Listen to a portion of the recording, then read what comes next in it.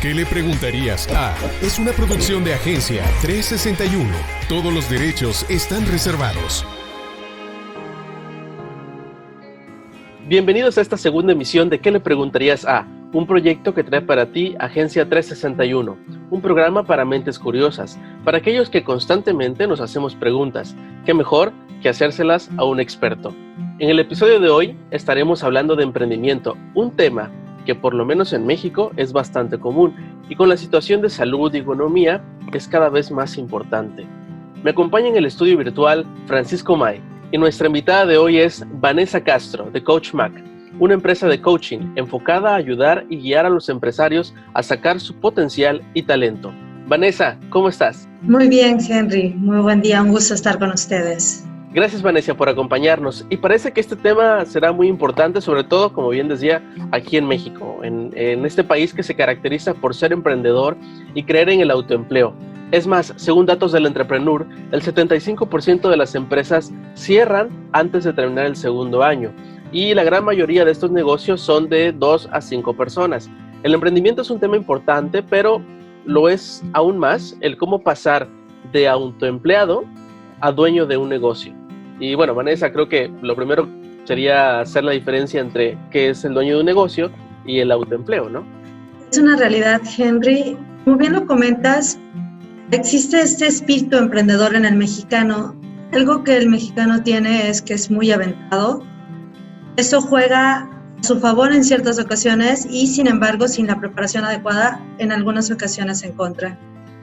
Como decíamos inicialmente, esto surge precisamente de la idea, ¿qué más puedo hacer? ¿Qué alternativas tengo? De pronto el emprendedor dice, bueno, soy muy bueno en esto, creo que me iría muy bien, hay que estarle dando mi tiempo o mi dinero a una empresa si yo podría ganármelo para mí mismo. Entonces es muy normal que surja justamente esta idea de negocio a partir de estos talentos y por eso se inicie como parte de un autoempleo. Aquí el reto que tienen estas personas es cómo ir mudando y estructurando su negocio precisamente para eso, para poderlo considerar como tal, como un negocio. Lo comentabas bien, Henry, ¿cuáles pueden ser los elementos que conviertan el autoempleo en un negocio? Algunos de los diferenciadores más importantes que tú vas a encontrar en ellos son incluso de sus dueños, es el primer prototipo.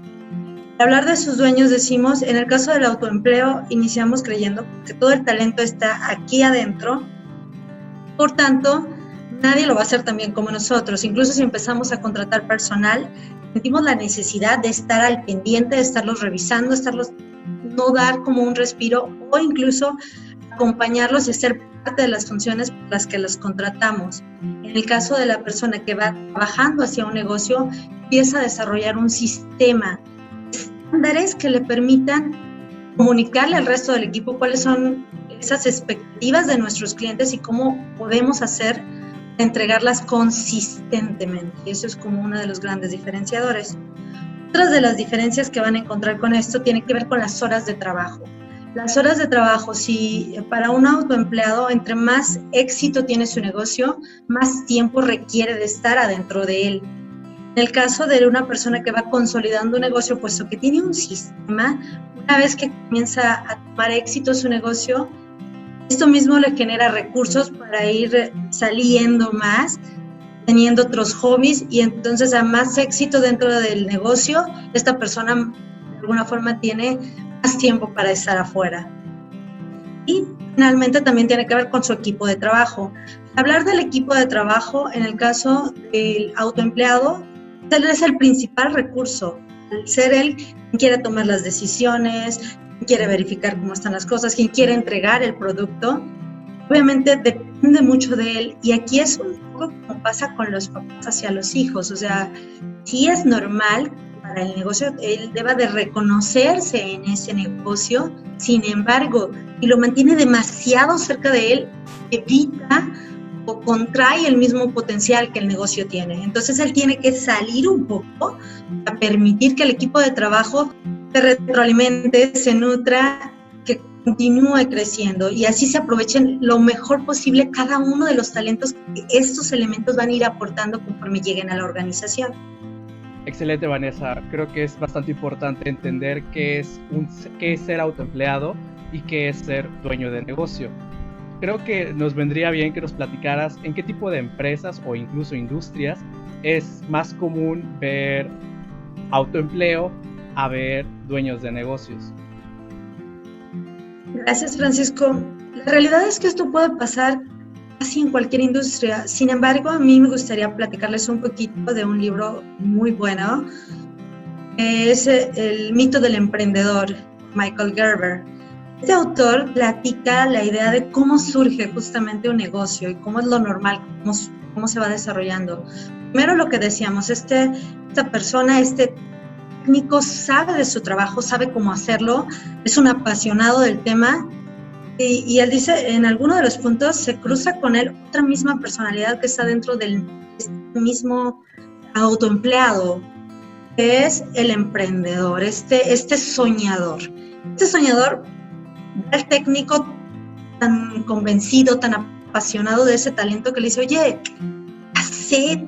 hazla en grande, ¿qué tal si te avientas y desarrollas tu negocio? Esto le serviría a muchos, tus estándares no cualquiera los conoce, tú puedes hacerlo diferente. Entonces se asocian estas dos personas y es donde surge justamente esta idea de negocio. Sin embargo, llega un punto en donde se dan cuenta que alguien tiene que administrar porque se acaba el material, porque deja de haber recursos, porque a lo mejor nadie está vendiendo por estarlo fabricando. Entonces invitan a alguien más. Y entra el tercer punto, que es el administrativo o el administrador.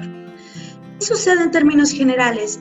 ¿En qué industrias lo hemos visto comúnmente? ¿Qué puede pasar a alguien? Por ejemplo, un doctor. Es muy normal que un doctor que genere un autoempleo y no camine consistentemente al tema de tener un negocio, a generar sistemas, a apalancarse de otra gente, de apalancarse del talento de otros médicos y solo replicar su propio sistema de éxito para tener a más personas que entreguen estos estándares de servicio. Incluso el caso de un despacho contable corporativo y nos costó mucho trabajo convencer a esta empresaria, que es sumamente brillante y es muy buena, pero le costaba trabajo entender que más del 80% de lo que ella hacía eran parte de procesos. Eran cosas repetidas que si ella lograba justamente colocar el orden adecuado, podría conseguir un resultado consistente que el resto del equipo pudiese ejecutarlo de la misma manera. Entonces, colocar procesos es el gran reto de estos dueños de negocio y como te comentaba, realmente le puede ocurrir a muchas personas.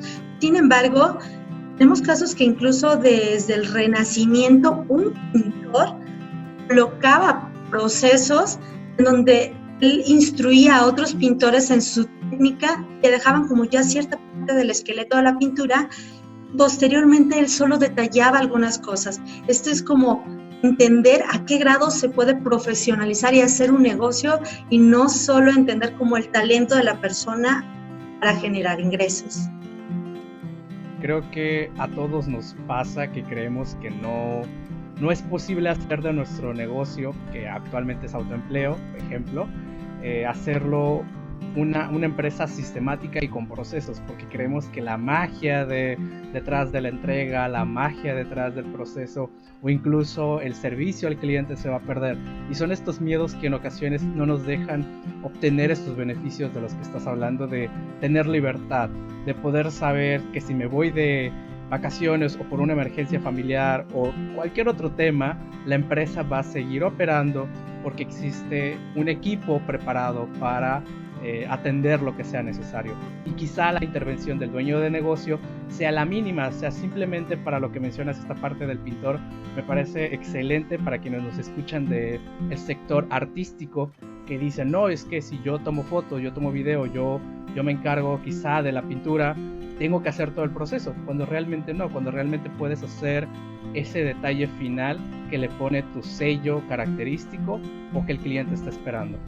Vanessa, gracias por compartir esta información. Y ahora la pregunta es la siguiente. ¿Cuáles consideras que son los pasos para pasar del autoempleo a ser un dueño de negocio? Y quizás hasta los beneficios de ello. Bien, Henry, lo que ocurre generalmente en la cabeza del dueño de negocios es que quiere que su negocio sea más próspero, quiere más clientes. Sin embargo, hay un paso antes de salir a vender mucho más de lo que hoy tiene. Nosotros decimos garantizar que el proceso puede continuar entregando la misma estandarización, calidad, para precisamente cumplir con las expectativas de los clientes que ya hemos ganado. Lo que nos ha hecho diferentes y lo que ha traído a este nicho de mercado hacia nosotros. Lo que nosotros decimos con esto es, primero, taparle los hoyos a la cubeta. Y ese taparle los hoyos a la cubeta es una etapa en la que determinamos como control. Conseguir precisamente tener este control de tu negocio incluso requiere diferentes pasos. Tras de esto, primero entender tus números. Hay muchos dueños de negocios que no entienden cuáles son sus costos, cuál es la diferencia con un gasto, cuáles son fijos, cuáles son variables, qué hacer, dónde sacar recursos. Entender los números detrás del negocio es sumamente indispensable. Nosotros decimos en esto que tal vez el dinero no es lo más importante en la vida, sin embargo se parece mucho al oxígeno. Entonces, también, una vez que tenemos este control, también necesitamos control del destino, lo llamamos brújula. Esta brújula que es saber exactamente hacia dónde quiero dirigirme, hacia dónde quiero ir. Si tú le preguntas ahorita a la gran mayoría de las personas que tienen un negocio, ser una gran minoría las que tienen establecido por escrito, pues te van a decir, no, sí, yo sé, pero solo no lo tengo escrito. Su misión, su visión, qué los hace diferentes, hacia dónde se dirigen y cómo se lo comunican al resto de las personas que se integran con él. Y no hablo solo del equipo, hablo de sus clientes, cómo sus clientes pueden identificarlos e incluso cómo podemos traer a los proveedores, decirles que están incluidos a la sociedad y a nuestro entorno. Estamos diseñados y los estamos considerando, que esto es muy valioso en los tiempos actuales. También necesitamos otro tipo de control, es el del tiempo. Si hablamos de la pyme en específico, hablamos de un modelo multitasking. Varios de las personas adentro tenemos diferentes gorras. El hecho de entender qué gorra se tiene precisamente al momento de trabajar dentro de nuestro negocio es indispensable. Se vale que tú seas la persona de ventas y que a la vez seas el técnico, y se vale que seas tu director general. Lo que es indispensable es saber a qué te comprometes en cada una de las posiciones y no estarlas jugando todas al mismo tiempo. Entender precisamente a qué horario. Es como cuando ibas a la escuela y que tenías un horario, cubrías y no veías al mismo tiempo química y no veías al mismo tiempo educación física. Tenías un horario para cumplir con todas ellas. Eso le brinda al empresario una productividad de veras, porque esto de crearnos multitasking todo el tiempo, a todas horas, y no tener claro el objetivo que estoy persiguiendo en este momento, lo que con muchas ocasiones hace que el dueño de negocio o la microempresa no resulte tan productiva. Otro de los elementos indispensables es el control de la entrega. Este control de la entrega es entender a quién vas dirigido y tus estrategias van justo a esta persona. Ahorita, ¿qué percepción tienen de este servicio que tú les otorgas, de la estandarización, de la calidad? Y lo estás haciendo lo suficientemente bien como para que no quieran dejarte o no quieran cambiar. Dale esta oportunidad precisamente a tu cliente, ser escuchado e incluso tener voz y voto en la empresa, en los procesos que se van a diseñar, precisamente para que tenga sentido todo lo que se está haciendo. Y finalmente, y no por ello menos importante, nosotros decimos el control del desempeño. Uno de los errores más frecuentes que existe en la pyme o en un negocio al estar surgiendo es justamente el hecho de que no se mide constantemente, no se tiene claridad de los objetivos que se persiguen, y esto hace un estudio en donde hacen que las personas se pongan adentro de un bosque sumamente espeso y no se tiene suficiente claridad como para detectar solo luna. Esa es la condicionante para ese estudio. Se tiene comprobado que al no tener como un punto de referencia, el ser humano empieza a hacer pequeños ajustes cada X número de metros, y lo que tiene en consecuencia es que empieza a moverse en círculos. Esto mismo ocurre dentro de los negocios al no tener claridad qué persigo, cómo lo mido y cada cuándo. Vanessa, y tenemos otra pregunta importante. ¿En qué momento sabemos que debemos de cambiar de ser un autoempleo o un emprendedor a ser un dueño de negocio? ¿Cuál es ese momento donde nos topamos con pared y decimos, oye, aquí ya necesito ayuda? A lo mejor seguro tienes ahí 3 puntos, 5 puntos, algo que nos puedas compartir de esta parte. Una de las principales formas de detectarlo es, como hablábamos en un principio, ¿y por qué surge un negocio? Que esta persona detecta que puede hacerlo mejor, va por mayor calidad de vida. Hablar de mayor calidad de vida va por más dinero o va por más tiempo, ser dueño de su propio tiempo. Ahí es donde de pronto podemos identificar que debemos de hacerlo diferente, porque resulta que 3 horitas después no tienes más dinero, ni tienes tu tiempo, e incluso hablando de la calidad de vida, es probable que estén mermando las relaciones importantes en tu vida. No tienes ese tiempo para ir por el café o esas vacaciones que le prometiste a tu esposa, resulta que va al revés. Ya cada vez pasas menos tiempo en la casa, no te sientes involucrado en este tema, presentas una amplia problemática dentro de casa. Entonces se suponía que tu negocio te iba a permitir justamente ser dueño de tu tiempo, brindarte mayor calidad de vida. Ahí es uno de esos focos rojos en donde podemos decir hay que hacer cambios, hay que hacerlo diferente o acompañarte de alguien que te apoye a hacerlo diferente. Este autoempleado, este perfeccionista no sabe cómo delegar, que porque no tiene claramente definidos los objetivos para el resto del equipo y por tanto no puede confiar en ellos. Estas personas puedan seguir una serie de procesos para garantizar el resultado. Esta es una de las cosas que pueden estar ocurriendo. Otra de las cosas que nos pueden ayudar a identificar tengo que hacer cambios es que pronto hubo un crecimiento en el negocio y estos últimos meses, ¿no? Tal vez no estos en específico, pero anteriormente nos dimos cuenta que ya no traíamos un crecimiento y al contrario, ahora vamos a la baja. Cuando detectamos esto, también puede ser un buen momento para buscar un especialista o para hacer cambios en lo que está ocurriendo hasta ahora en el negocio. Lo que podemos identificar aquí es que justamente el sistema que teníamos implementado era bueno para una cierta cantidad de ventas, una cierta cantidad de clientes, pero conforme más nos vamos acreditando, nosotros decimos, más queremos abrirle la llave a la cubeta. Eso, al haber hoyos adentro de la cubeta, lo que hace es que empuja el agua con más fuerza. Entonces son como otro de los parámetros que podemos entender de hazlo diferente. Y otra de las cosas que también podemos identificar detrás de esto es justamente cuando tienes problemas con el personal. ¿Qué puede ser problemas con el personal? Tal vez al primo de un amigo le haya pasado, a alguna de las personas de la audiencia, es que lo hayan robado, un abuso de confianza. ¿Por qué? Porque no tenemos sistemas suficientes de decir, no, yo confío en mi gente. Sí, una cosa es confiar, nosotros decimos, una cosa es delegar y otra cosa es abdicar.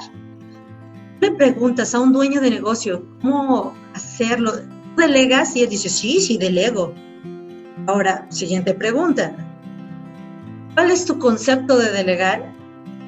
Cuando consigues una buena definición del tema, te dicen entregarle una tarea específica a una persona que tiene las capacidades adecuadas. Y hasta ahí vamos cerca, pero no es suficiente. Si tú no le dijiste exactamente el objetivo y la forma de lograrlo, entonces es probable que no sepa cómo hacerlo. Nosotros decimos que piensas que delegar es jugar a la papa caliente. Entonces, cuando existe un problema y no se logra el objetivo, juegas a la papa caliente. ¿Quién no? A él le dije, él no lo hizo, él me robó. Claro, porque detrás de este director de orquesta no ha quedado claro justamente el indicarle, el cómo entregarle la orden al equipo para que el negocio pueda seguir avanzando sin él y llegar al rumbo al que él ha determinado quiere dirigirse.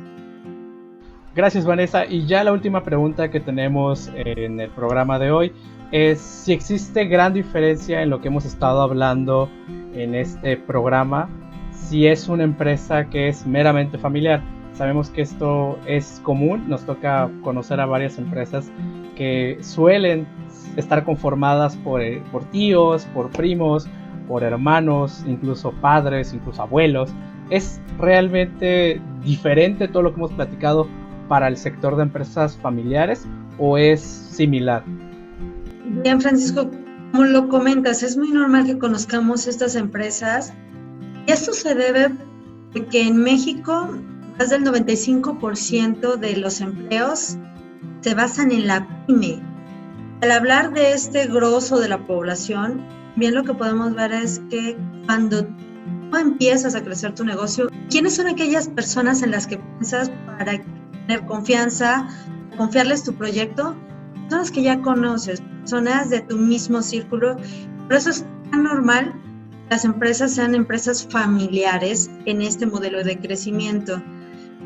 Por eso es muy importante, de hecho esto aplica precisamente con esa intención, que aquí hay un reto adicional aunado al hecho de tener éxito dentro del negocio, poder controlar como todos los departamentos y todas las funciones. Es muy importante salvaguardar la relación. Bien lo decías ahorita, pronto mi socio puede ser esposo o de pronto mi socio puede ser mi hermano. Evidentemente debo de cuidar la relación, no llevarme el problema del negocio hacia la casa, que no trascienda más allá. Es especialmente útil precisamente tener estos procesos para esta mudanza. Lo que platicaba anteriormente, el modelo de las gorras. Aquí es importante entender cuando yo tengo la gorra del director general y no utilizar la gorra del marido cuando quiero hablar con mi gerenta de administración y finanzas. Tengo que aprender a separar, distinguir cómo es que esto se está haciendo. Ahí precisamente es donde un modelo de asesoría pudiera resultarles sumamente útil, que es complejo. La realidad es que no debería de ser tan difícil. Nosotros decimos es sencillo, pero es difícil. Aquí detrás de esto es eso, que desde afuera una persona puede verlo más claramente. No hay emoción. Esto que no está dentro de la empresa puede decir objetivamente las fallas de cada uno de estos personajes, de cada una de estas funciones, que muchas veces si lo tomo a título personal dentro de la empresa, no vaya a tener esta misma función. Entonces, es muy normal todo esto que tú comentas y definitivamente es cuando resulta mucho más útil colocarme gorras, colocar procesos, colocar objetivos, entender que no es contra la persona, sino en pro de la función o en pro del objetivo del negocio. Vanessa, gracias por compartir toda esta información y bueno, seguramente muchas personas que nos están escuchando tendrán alguna duda por ahí o quizá este es el empujón que estaban buscando para cambiar su estructura financiera o su negocio. Entonces, ¿cómo podríamos contactarte? ¿A través de dónde? ¿Tus redes sociales, tu número? ¿Dónde te encontramos, Vanessa?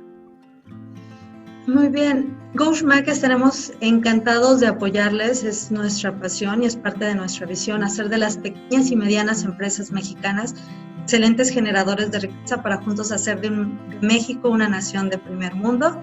Esto es algo que a ustedes les interesa. En GoachMac podemos apoyarlos y estamos ubicados sobre Boulevard Luis Donaldo Colosio, antes de la entrada a Bonfil, justamente sobre el boulevard, antes de Toalla Solá. De todas formas, les dejamos nuestros datos. Nuestro Facebook, la empresa es CoachMac, Coaching de Negocios Ejecutivo. Nuestro Twitter es @CoachMacMX. Nuestro LinkedIn es CoachMac, Coaching de Negocios y Ejecutivo. LinkedIn personal, Vanessa Castro, con _N. Mi correo electrónico es vcastro@coachmac.com.mx.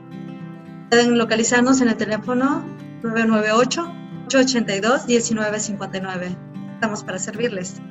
Excelente. Gracias, Vanessa, por permitirnos esta entrevista. Creo que es de gran valor debido a que muchas personas tienen otros ingresos, incluso como emprendedores. A veces tenemos más de un negocio y en ocasiones nos hace falta esa especialidad o incluso ese profesionalismo dentro de nuestra empresa. Así que ya sabemos a quién acudir, a Coach Mac. Les recomiendo mucho que lo sigan en sus redes sociales. En ocasiones tienen webinars, tienen incluso seminarios donde pueden aprender temas muy importantes cuando estamos hablando de pasar el siguiente nivel de autoempleado a ser un dueño de negocio. Agradecerles este espacio y que sepan que estamos justamente para apoyarlos. Por hoy, el ser un emprendedor, el tener un negocio es para valientes, y que sepan que no tienen por qué ir solos en todo eso. Estamos encantados de ayudarlos, tenemos 15 años de experiencia con ello, nos dedicamos a esto, formamos negocios con éxito. Gracias Vanessa, gracias Henry por acompañarnos en este programa. Nos vemos la próxima semana y recuerden seguirnos en redes sociales. ¿Qué le preguntarías a? Fue una producción de Agencia 361. Nos escuchamos la próxima semana.